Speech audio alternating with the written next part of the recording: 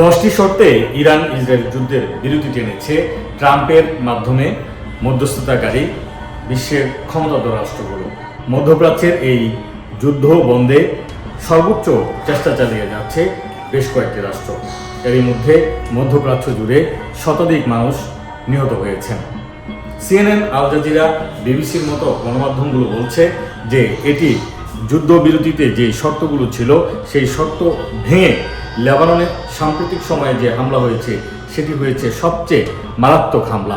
10 মিনিটের মধ্যে বেশ কিছু বড় বড় স্থাপনায় লেবাননে হামলা চালায় ইসরায়েল বাহিনী এবং তারা বলছেন যে এটি হচ্ছে যে শর্ত আরোপ করা হয়েছিল সেই শর্তের বাইরে রাখা হয়েছে লেবাননকে, যার কারণেই তারা লেবাননে হামলা চালিয়েছেন। তবে এই শর্ত ভঙ্গকে আলোচনা ভেস্তে গেছে বলে মনে করছেন ইরানের স্পিকার।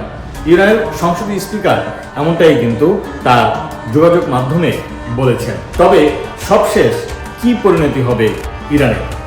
পুরো মধ্যপ্রাচ্য জুড়ে ইরানের যে আধিপত্য সেটিকে দমিয়ে রাখতে চায় আমেরিকা এবং ইসরায়েল।